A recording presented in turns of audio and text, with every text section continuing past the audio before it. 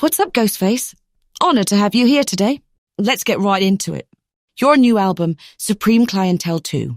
The first is a certified classic, so why have you chosen to do the sequel? I mean, it was more or less the fans. The fans was like, throughout the years, Supreme Clientele 2, Iron Man 2. They was screaming for Iron Man, but, I think Supreme was a lot more colorful than Iron Man to me. And then I think it may be a little bit more well received than Iron Man. And I just decided just to follow that task and just knock it out 25 years later. And this is where we at. With so many albums in your catalogue, you've become one of the most prolific members of Wu-Tang. How has your approach to recording albums been over the years? Has it changed at all or still kind of the same as it was? Yeah, you get wiser as you're doing it. You get wiser. You know what I mean? As far as knowing what you really want. When you was younger, you know what you want, but you didn't really know what you want. You know what I mean? Like, it was like baby steps, you know what I mean? So as you grew, you start knowing you know how to format stuff, do hooks, and just other little things that makes you like right now to, like when you hear Supreme, other than, my other albums is cool, but to me, I'm just more balanced. I know I'm looking at the balance of an album.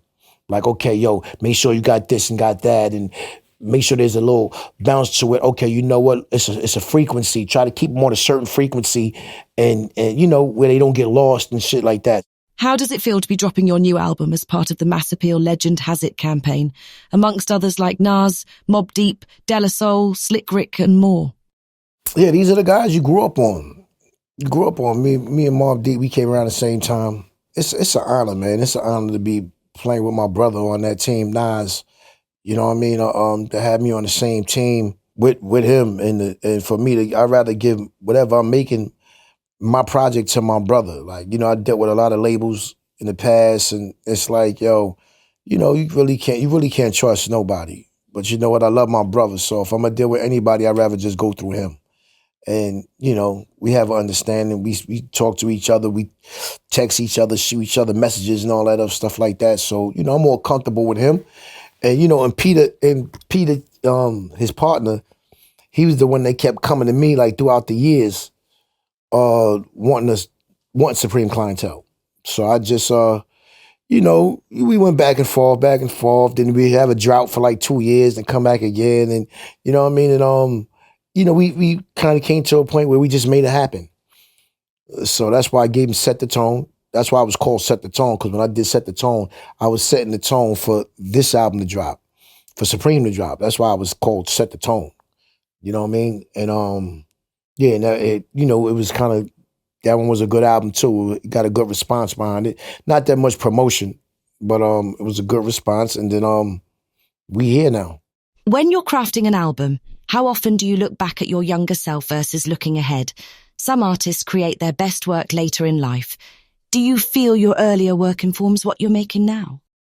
I mean, I really don't look back. I just whatever the times is, where my mind is. So your mind is like constantly evolving. It's going to evolve to a better or for worse. I kind of like see a lot of things clearer than what I did from when I was young. That's just by gaining more knowledge of self.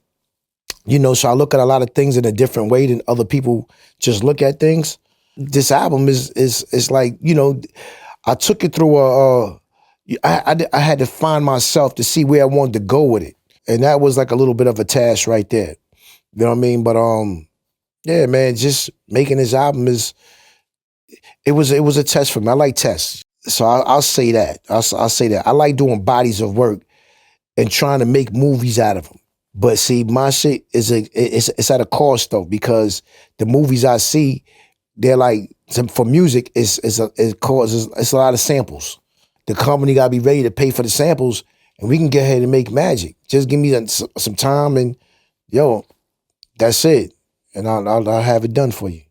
What's your personal take on AI technology? I mean, listen, man. If it wasn't here back in the days, I really don't care about it.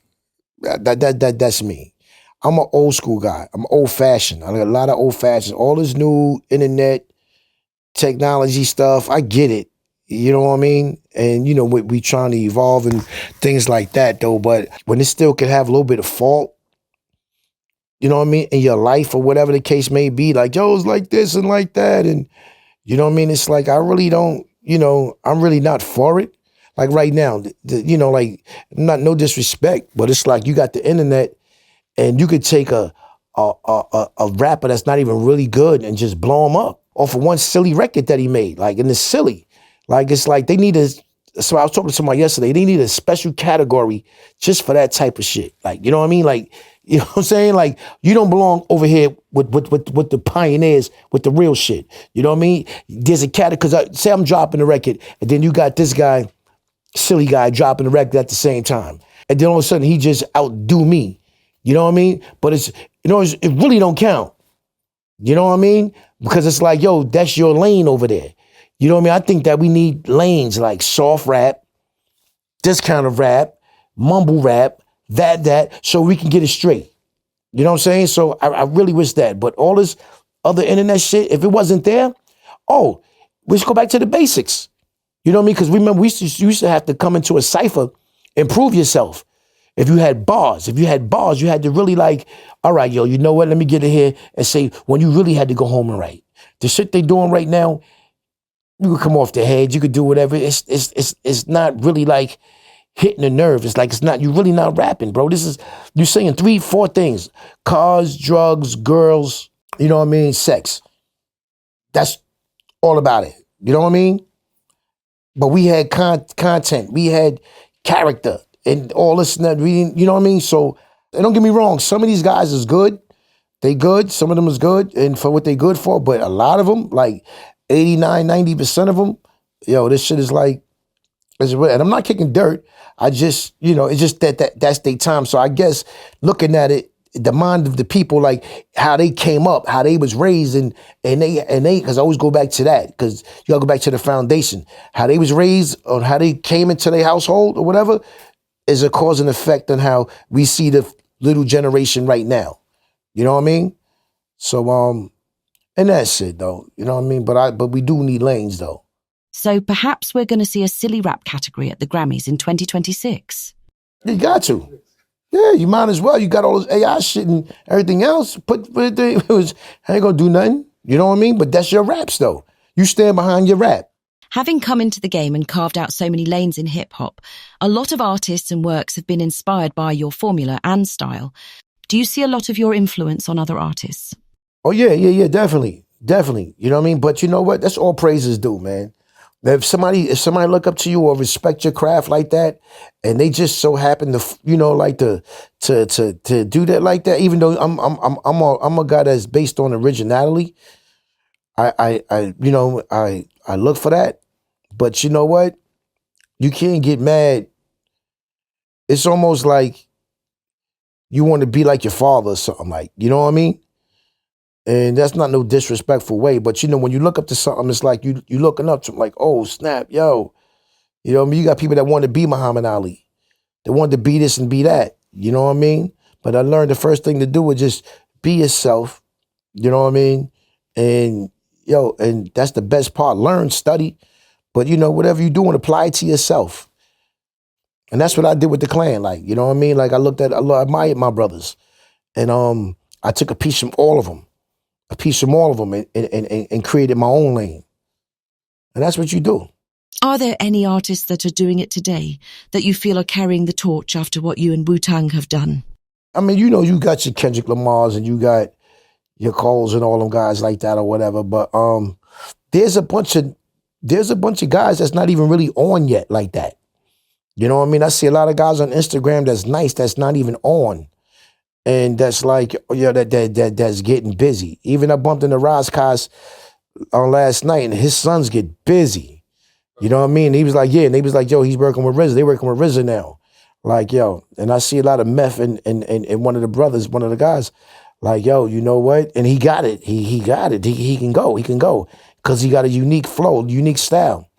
You know what I mean? So yeah, there's brothers out there like that, just that's unsigned, and even if they are signed, it's like they just not getting the light, like like how we did when we came in. more than what I see that's brothers that's out there, like, you know what I mean? That with that so-called got a name. You know what I mean? So I'm funny with rap. I really don't listen to a lot of rap. What are you listening to these days? No, you know, I love R&B. I love R&B. I'm an R&B dude. You know what I mean? So I like a lot of like old school R&B.